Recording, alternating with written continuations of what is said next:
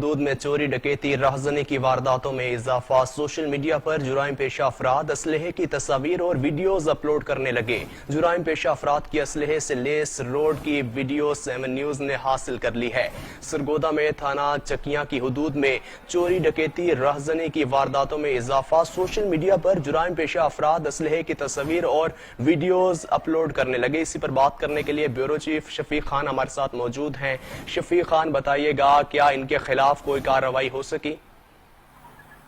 جی بالکل، تھانہ چکیاں کی حدود جو ہے 74 چک ہے، یہ نو گو ایریا بن چکا ہے اور روزانہ کی بنیاد پر کئی جو ہے چوری ڈکیتی اور راہزنی کی وارداتیں جو ہے معمول بن گئی ہیں، جس میں شہری جو ہے موٹر سائیکل، نقدی اور موبائل سمیت قیمتی اشیاء سے محروم ہونے لگے ہیں، جبکہ جرائم پیشہ افراد جو ہے وہ دم دناتے پھرتے ہیں، اسلحے سے لیس جو ہے وہ تصاویر اور ویڈیوز جو ہے سوشل میڈیا پر سرعام جو ہے وہ اپلوڈ کر رہے ہیں اور خوف و ہراس کی جو ہے وہ یہاں پر فضا بنی ہوئی ہے۔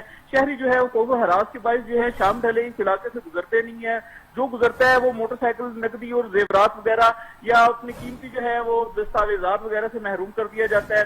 جس وقت ہماری ضلعی انتظامیہ سے اس موضوع پر بات ہوئی ہے تو پولیس کے اعلیٰ افسران کا کہنا یہ ہے کہ بالکل ان کے خلاف جو ہے تعدیبی کارروائی عمل میں لائی جا رہی ہے اور جلد از جلد جو ہے ان کو گرفتار کر لیا جائے گا۔ جی کارروائی کی جا رہی ہے، جلد از جلد انہیں گرفتار کر لیا جائے گا۔ شفیق خان، آپ کا بہت شکریہ۔